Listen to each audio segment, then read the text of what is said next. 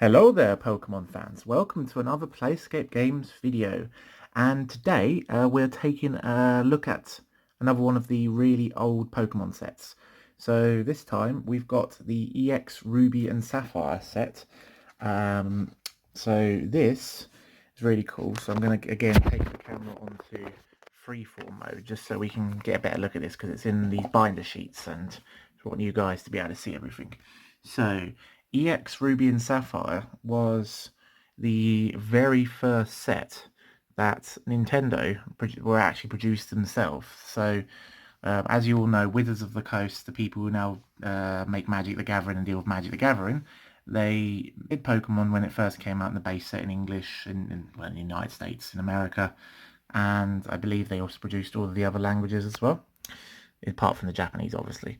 And yeah, this was the first set that Nintendo took over themselves. So it was released in June 18th, 2003, and contains 109 cards. And this was the first set to feature Generation 3. Obviously, as it's the set's called Ruby and Sapphire, it makes the most sense. So you can see here, again, these are e-reader cards. So if you had the little attachment for the Game Boy Advance, you could swipe this Aggron, for example, and then it'll give you a Pokedex entry for him, so you can find out more about Aggron and stuff. The older e-reader cards, I think like Skyreader, Aquapolis, and those ones, I think some of them gave you mini games, whereas these, I believe they just gave you the Pokedex entries. So yeah, that Blaziken was pretty much had a spiritual reprint in Celestial Storm for fans that follow the new trading cards.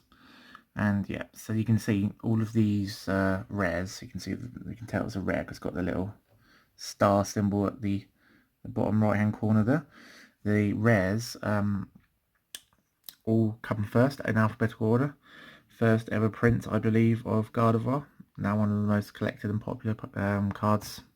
It's one of the most popular Gen 3 cards anyway. Pokemon, Star Wars and stuff. Unfortunately, I don't know like too much about which of these cards were actually good competitive-wise when the set came out, but yeah, still an awesome set to look at. Sceptile, it was in Pokkén tournament, still a very popular Pokemon. I believe Snivy. Oh wait, no, Treecko. Yeah, Snivy is on the new set, Venusaur and Blast, Venusaur and Celebi. So then you got the Slacking again, very similar one to the one we got in Celestial Storm. They even reused the artwork for that.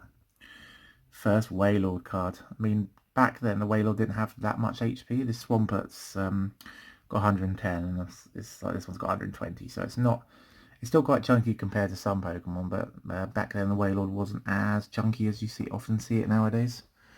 Got another awesome Blaziken. Bloom. Donphan. Shout out to Wassy there.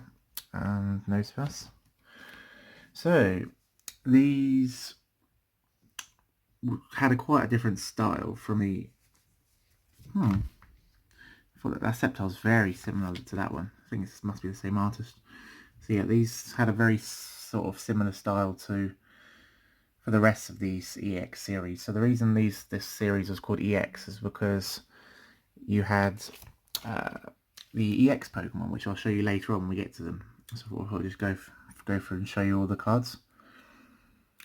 Yeah, so even though this set had e-reader capabilities in some fashion, it was the Ruby and Sapphire set in Japanese, so the counterpart to this set in the Japanese launch. They didn't have any e-readers, so that was the first set in Japan to sort of stop support for the e-reader, whereas I believe Nintendo might have wanted it to carry on more in Western markets so they can continue to sort of, push the e-reader support. Oh, I love the artwork on that Skitty. I've not been a massive fan of many of the artworks I've seen so far in this set, but that Skitty's awesome. A lot of them just seem kind of a bit tame. I mean, that whale was nice. It's sort of like on a cruise ship there or something. A couple of AAA runs, Carvanha. So yeah, you got also a Gen 1 Pokemon, Coffin in here. It's primarily, and then Goldeen as well. It's primarily Pokemon from Gen 3. I mean, wow, look at that.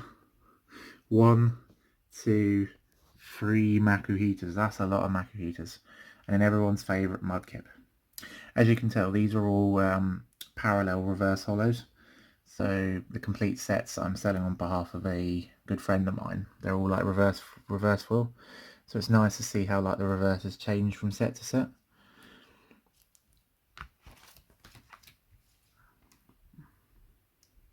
I'm going to start motoring through these. Wow, and again, we don't get this anymore. Nowadays at most you'll get 2 of the same basic in a set. 1, 2, 3 Rolts cards. That's a lot of Rolts. There was 2 skitties here, and I swear we passed one earlier as well. A lot of skitties.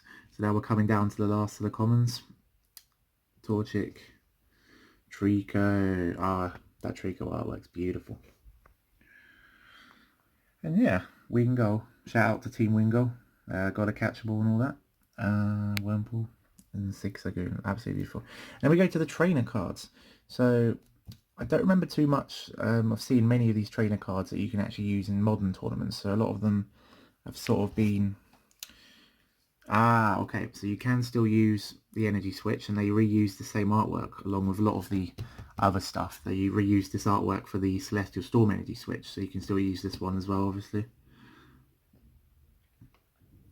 I think there's not as much of an emotional attachment to the Pokemon in these sets because I was more of a fan of Gen 1 and Gen 2, primarily just because of my age, but I know for some people Gen 3 holds a very special place. Got the Poknav, again that was reprinted, same artwork, and unfortunately, no, so yeah, you can't use this one because it's got different text. Potion, I believe this is one of the potions that's got an errata, so you can play this potion, but instead of removing 2 damage counters, it'll heal 30 damage instead. So switch, always been the same, all the switches stay the same. And then we've got some really cool reverse holo energies here, so I'll hold the sheet up so you can see these cards a bit better. They got a really nice kind of rainbow foil pattern to them. Metal energy, the rainbows, and here, where we come to the meat of it, the original EX card. So this was the first ever set that Pokemon EX were introduced, and for those that don't know, I only found this out today when researching this video. EX Pokemon referred to as extra, as in the extra power the newly introduced Pokemon EX bring to the game. So, or like the Mewtwo EX, the Charizard EX as you see from the XY expansions, EX always refers to as extra. Kind of makes sense, I presume that's what it meant, but yeah, it's really cool. So we've got Chansey EX. Yes, more. These ones have something. It's like these 4. It's a Gen 3 set. It's got Ruby and Sapphire, but let's put all the EXs to be Gen 1 Pokemon. So got cool Electabuzz, Hitmonchan. Love that art. Love the Lapras artwork. It's really sweet. And got that Magmar. It's a bit too red for me, that one. I'm not a fan of that artwork. This Mewtwo is awesome. I've got a PSA version of this Mewtwo. In fact, if I can actually go and find the Mewtwo, I can actually show you guys the differences between it. So as you can see, no e-reader, so it's the last set to have the e-reader on it, obviously, and the Japanese version, there's no e-reader on this card, and apart from that, the card retains pretty much exactly the same. I think they must have just squished the text box up a bit or something. So it's pretty cool to see the differences between the 2 regions. Yeah, Mewtwo artwork, because that's pretty cool Mewtwo. We've got Cypher, Sneasel. So the only Pokemon that's not a Gen 1 Pokemon. And for some mad reason, I'm not sure why, it's Ruby and Sapphire. First set for the Gen 3 Pokemon. No Kyogre, no Groudon, no Rayquaza. Don't ask me why. Thankfully, when they did Sun and Moon, they put Solgaleo and Lunala as GX Pokemon, and I believe non-holo Pokemon quite quickly. I think they came in Guardians Rising or something. So, and yet more awesome reverse holo basic energies, as normally is in all the base sets from these earlier sort of gens. They're a bit too dark for my liking compared to some of the newer reverses that we get. So yeah, that was the Ruby and Sapphire complete set. Let me know what you guys think of this set. I wasn't a massive fan, but there's some really cool cards in it. thank you very much for watching, and I'll see you very soon, Pokemon fans. Gotta catch 'em all.